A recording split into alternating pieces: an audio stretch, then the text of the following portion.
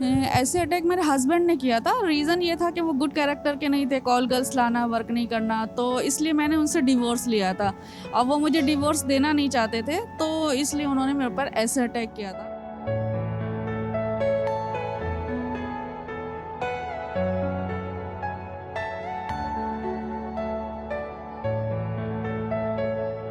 नमस्कार, मैं मोहम्मद कैफ खान इस समय मौजूद हूँ लखनऊ के गोमती नगर में। आपको बता दें, आज मैं अपने इस खास कार्यक्रम में लेके आया हूँ आपको। जैसा कि आप देख सकते हैं सामने शिरोज़ हैंगआउट कैफ़े के सामने, आपको इस कैफ़े के बारे में अगर बताएं तो इस कैफ़े की स्थापना, इस कैफ़े की शुरुआत आगरा से करी गई थी, लेकिन ये इसकी दूसरी ब्रांच लखनऊ में भी खोली जा चुकी है।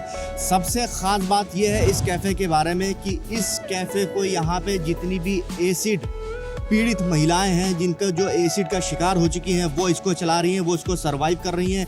बताया ये भी जाता है कि छाव फाउंडेशन है जिसने इसकी स्थापना करी थी।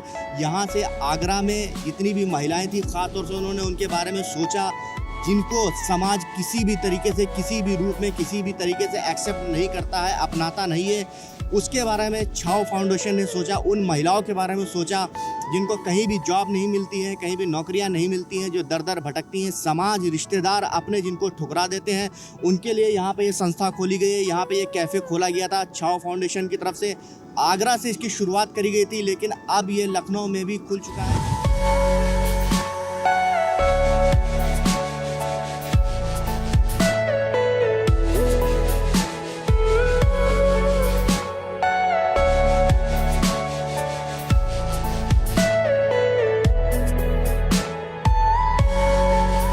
मैं लेके चलूँगा आपके जो यहाँ पे एसिड अटैक सर्वाइवर्स हैं, वो किस तरीके से यहाँ पे सर्वाइव करते हैं, किस तरीके से अपनी जॉब को यहाँ पे निभा रही हैं, अपनी बाखूबी अपनी जिम्मेदारी को निभा रही हैं। जो यहाँ पे कस्टमर आते हैं, खाने के लिए आते हैं, ख़ास तौर से टाइम पास के लिए अपने आते हैं, वो किस तरीके से एंजॉय करते हैं। जो एसिड अटैक सर्वाइवर हैं वो सामने मेरे बैठी हुई हैं, अभी मैं उनके पास में लेके चलूँगा आपको, उनसे बातचीत करूँगा और जानने की कोशिश करूँगा कि किस तरीके की घटनाएँ, किस तरीके की वारदात उनकी ज़िंदगी में पेश आई।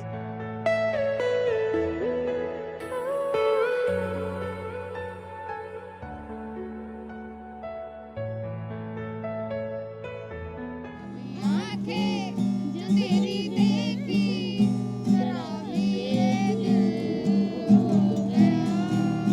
संभालो मुझको ओ मेरे यारो, संभलना मुश्किल हो गया। क्या है यहाँ के बारे में ख़ास बात, क्यों यहाँ पे लोग आते हैं और क्या एक मैसेज है हमारे कार्यक्रम के माध्यम से मैनेजर साहब से आइए बात करते हैं। सर, यहाँ पे जो उसके रेस्टोरेंट की कैफ़े की स्थापना हुई, इसको खोला गया है, कितना वक्त हो गया इसको? ये हम लोगों ने कैफ़े जो स्टार्ट किया था 2014 में स्टार्ट किया था आगरा से। उसके बाद 2016 में हम लोगों ने इसको इस जगह पे खोला, वो लखनऊ में, और 2016 से अब तक हम लोग सर्विस देते आ रहे हैं गेस्टों को अपने।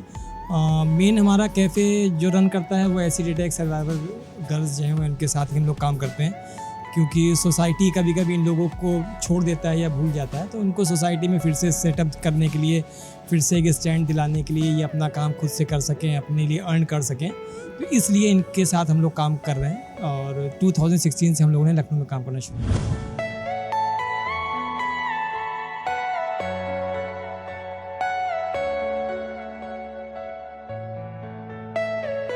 यहाँ पर हमारे पास 15 सर्वाइवर्स इस टाइम हैं जो यहाँ पर सर्विस दे रहे हैं, मगर अभी लॉकडाउन के लिए जो जैसी गवर्नमेंट की गाइडलाइन है, तो हम लोग 50% स्ट्रेंथ के साथ ही हम लोग काम कर रहे हैं।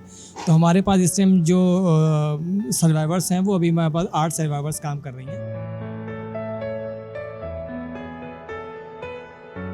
हमारे यहाँ की फूडिंग, वेज फूडिंग हम लोग करते हैं, गेस्ट के हिसाब से हम लोग फूडिंग करवाते हैं।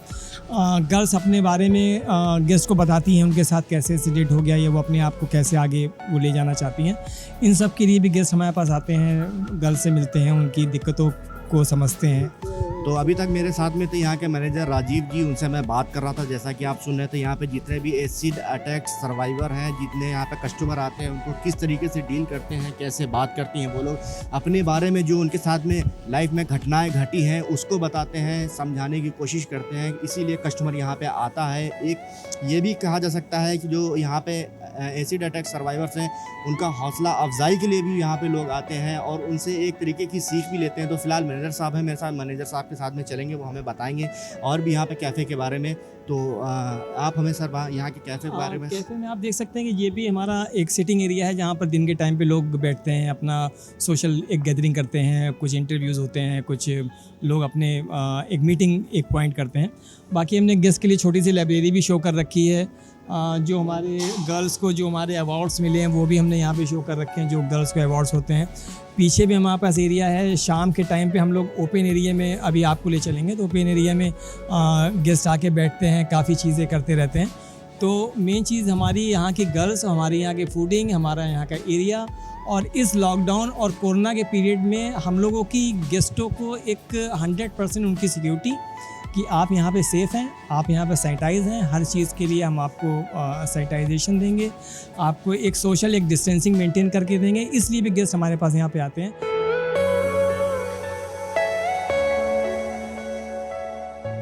जब मैंने पहले दफ़े यहाँ पर आया तो मुझे पता नहीं था। मैं आते जाते मेरे नज़दीक में ही रहता हूँ। करीब 2.5 साल पहले लखनऊ आया बॉम्बे से। जब ये देखा, लोगों से पूछा क्या है, तो थोड़ा सा इनक्लूसिवनेस तो हुआ। जब अंदर आया, लोगों से मिला, इन लोगों की बातें सुना, तो आई will not say I was feeling little bit of sympathetic, no sympathy. I really, मेरे को बहुत अच्छा लगा कि इन लोगों ने, जिन लोगों का स्पिरिट देख करके, that they are trying to fight it out, they are trying to survive it, and honestly speaking service is just excellent. Dinner हमने नहीं किया अभी तक, जिसकी इच्छा है हमें डिनर करने की भी, तो वन ऑफ दीज डेज हम किसी भी दिन एक दिन डिनर के लिए भी आएंगे। अच्छा लगा इन लोगों का बिहेवियर, एनकरेज्ड फील करते हैं ये लोग, तो हमें भी मुझे हमेशा एक हौसला मिलता है यहाँ के, उनको देखकर। इनसे कभी भी मैं लो फील करती हूँ तो मैं यहाँ पे काफ़ी एनर्जेटिक हो जाती हूँ। इस तरीके की कुछ यहाँ पे ट्रेनिंग वगैरह भी आप देते हैं, जो यहाँ पे पीड़ित महिलाएं हैं जो शिकार हुई हैं? उसके लिए अभी लॉकडाउन में, पहले तो हम लोग लॉकडाउन से पहले हम लोग फेस टू फेस एक ट्रेनिंग अरेंज कराते थे, कोई हम लोग इंस्ट्रक्टर बुलाते थे, कोई स्पेशलिटी हम लोग बुलाते थे। मगर लॉकडाउन के टाइम पे हम लोग अभी उन लोगों को ऑनलाइन ट्रेनिंग दे रहे हैं। हैंडीक्राफ्ट की ट्रेनिंग है, कंप्यूटर की ट्रेनिंग है, अकाउंट्स की ट्रेनिंग है, गेस्ट से कैसे बात करें, वेल बिहेविंग की उनकी एक ट्रेनिंग चलती है, एक फ्रंट ऑफिस के लिए ट्रेनिंग चलती है, ग्रूमिंग के लिए चलती है ट्रेनिंग। तो काफ़ी ट्रेनिंग उनकी ऑनलाइन चलती रहती हैं, जो दिन के 2 से 3 घंटे उनकी ट्रेनिंग चलती हैं, और हर फील्ड का एक माहिर आदमी, एक स्पेशलिस्ट जो है वो आके उनको एक वो ट्रेनिंग करता है।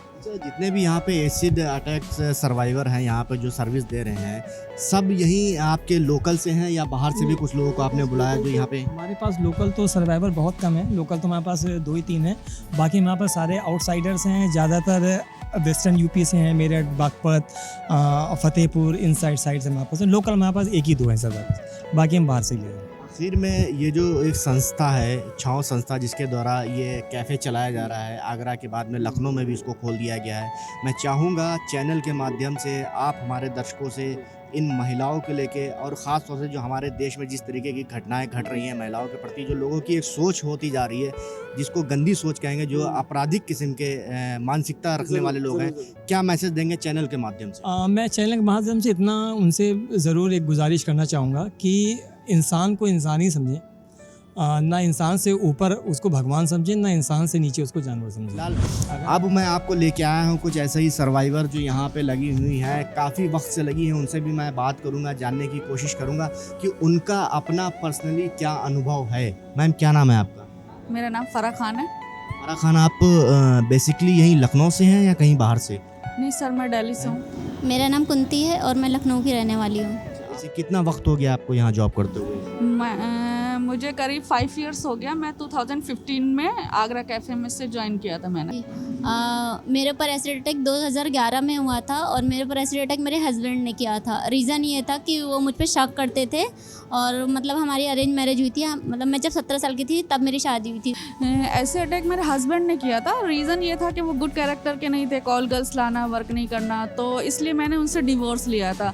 अब वो मुझे डिवोर्स देना नहीं चाहते थे, तो इसलिए उन्होंने मेरे ऊपर एसिड अटैक किया था। और 2011 में 11 फरवरी को मेरे ऊपर एसिड अटैक हुआ था।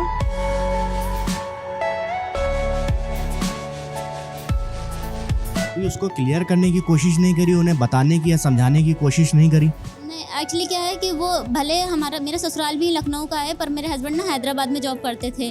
तो मतलब कभी मतलब मैं उनको मुझे शादी उदी इतना पता नहीं था, मतलब मैं बहुत छोटी थी। और उसके बाद से जब वो शादी के 3-4 महीने बाद जब शादी उसके बाद से आए, तो मतलब मैं उनसे बात भी, वो कभी होश में तो मतलब दिन में तो कभी मुझसे बात नहीं करते थे, रात में जब पी के आते थे तब ऐसे बात करते थे। मतलब मैंने बहुत बार मैंने ये बातें क्लियर करने की कोशिश की थी, पर वो कि जब भी मैं कुछ बोलती थी तो मुझे मारते थे, पीटते थे, मतलब बहुत सारे घरेलू हिंसा बहुत करते थे। तो मतलब फिर इस हादसे के एक दिन पहले उन्होंने मुझे बहुत मारा था कि मैं बेहोश हो गई थी। तो मेरी मम्मी आई, मुझे लेके गई। फिर मैं जहाँ जॉब करती थी फिर वो वहाँ गए, बस क्योंकि हमेशा मारते पीटते थे, फिर हमेशा मतलब मना लेते थे। लेकिन उस दिन ये हुआ था कि मतलब मुझसे बोले, जब मैं जॉब पे गई वहाँ पे फैक्ट्री में, तो मतलब जब मैं शाम को 7 बजे मैं गेट से बाहर निकली, उन्होंने मुझसे बोला कि मुझे तुमसे बहुत ज़रूरी बात करनी है। तो मैंने ये बोला कि आपको जो भी बात करनी होगी आप मम्मी पापा के सामने करना। तो बस गेट से थोड़ी दूर पे गए, वहाँ पे अंधेरा था, वहीं से मेरे सर पर से उन्होंने एसिड डाल दिया था। उस टाइम पे तो मतलब मैंने कभी एसिड देखा नहीं था, और मतलब मेरे पूरे मतलब हम लोगों ने कभी एसिड देखा नहीं था, सिर्फ सुना था पर कभी देखा नहीं था। फिर मुझे मतलब जब उन्होंने डाला तो 1 मिनट कैसे लगा कि मुझे कि ठंडा सा पानी था, उसके मतलब फिर उसके 2 मिनट बाद इतना जल रहा था।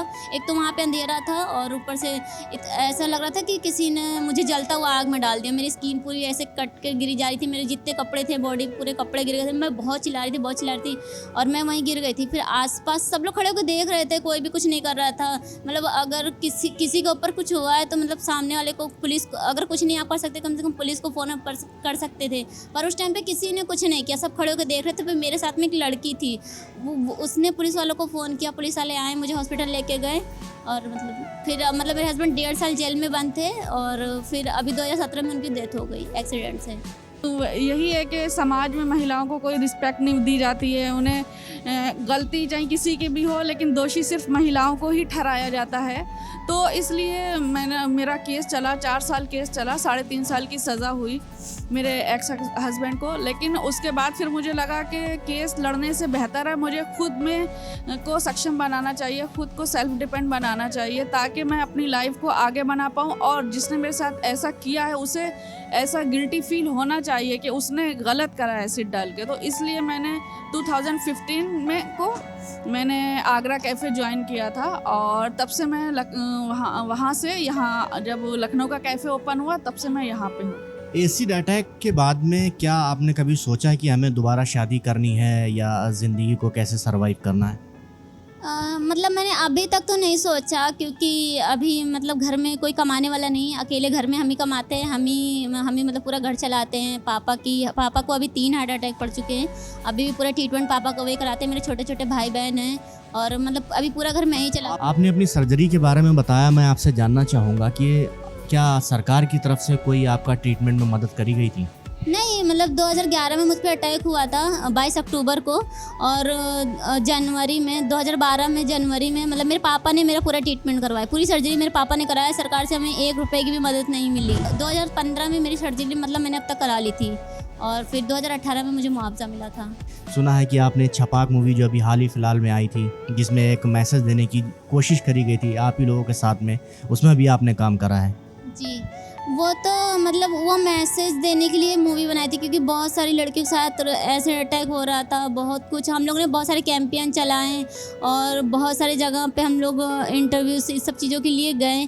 तो फिर शायद मतलब पता नहीं कैसे किसी ने मूवी के बारे में, मेघना गुलजार जी ने इस मूवी के बारे में सोचा कि एसिड अटैक पे मूवी बनाई जाए, तो उन्होंने बनाया। फिर मैंने उसमें काम किया, तो मतलब मुझे बहुत अच्छा लगा कि मतलब हर कोई, मतलब बहुत सारी इस मूवी पर पहली बार किसी ने एसिड अटैक में मूवी बनाई है। मतलब हम लोगों को ये मैसेज, अभी तक हम केवल मैसेज देते तो कुछ लोग सुनते कुछ लोग नहीं सुनते, पर मूवी तो हर कोई देखने जाता है। तो इसीलिए मतलब मेघना जी ने सोचा कि मूवी बनाई जाए, फिर लोगों तक जाएगी तो शायद एसिड अटैक थोड़ा बहुत रुक जाएगा। मेरा मैसेज यही रहेगा कि हमारे ऊपर जब कोई जुल्म करता है ना, और हम उस जुल्म को बर्दाश्त करते हैं, तो इंसान के हौसले बुलंद होते हैं। वो हमें एक बार गाली देगा, एक बार थप्पड़ मारेगा, और हम वो सहन कर लेंगे, ये सोच के कि ये हमारा अपना है और वो सुधर जाएगा। तो ऐसा नहीं होता है। तो इसलिए हमें जुल्म सहना नहीं चाहिए। जब हमारे ऊपर एक बार अगर जुल्म होता है और उसी वक्त हम आवाज़ उठा लेते हैं, तो सामने वाला जो है वो दबता है, सोचता है कि हाँ इसके अंदर ताकत है, के भारत भी यहाँ पे आप लोगों के साथ में खड़ा है। के भारत भी एक प्रोग्राम कर रहा है, आप लोगों के लिए बात कर रहा है, दर्शकों तक ये मैसेज पहुँचा रहा है। के भारत के ज़रिए आप अपनी बात को कैसे रखेंगी और क्या गुहार लगाएंगी जनता से, हमारे देश से, और इस तरीके की जो मानसिकता रखते हैं, गंदी मानसिकता रखते हैं, उनके बारे में क्या कहेंगी? मैं तो उनको ये बोलूँगी कि मतलब ज़्यादातर तक केसेस तो हमारे वन साइड लव का है कि अगर वो मेरी नहीं हो तो किसी और की नहीं होगी, इस तरह करके मतलब लोग ऐसे अटैक करते हैं। उनको ये कहना चाहेंगे कि मतलब जब उनके दिमाग में एसिड आता है तो ही वो इंसान हाथ में एसिड लेके किसी के ऊपर डालता है। मतलब एसिड से आप किसी का चेहरा बर्बाद कर सकते हो, पर किसी का हौसला नहीं आप तोड़ सकते हो। तो फिलहाल मैं इस समय मौजूद था शीरोज़ हैंग आउट कैफ़े में। जैसा कि मैंने यहाँ पे आपको रूबरू करवाया, जितने भी यहाँ पे एसिड अटैक सर्वाइवर्स थे जिनके बारे में आपने जाना, इनकी ज़िंदगी के बारे में जाना, एक मैसेज दिया उन्होंने हम लोगों को, ख़ासतौर से चैनल के माध्यम से लोगों को, कि किस तरीके से हमारे हौसलों को तोड़ने की कोशिश करी गई, लेकिन आज भी हम लोग यहाँ पे खड़े हुए हैं, डटे हुए हैं और अपनी ज़िंदगी को अपने तरीके से जी रहे हैं। फ़िलहाल नेक्स्ट संडे फिर हाजिर होऊंगा मैं, मोहम्मद कैफ खान। तब तक के लिए मुझे दीजिए इजाज़त। नमस्कार।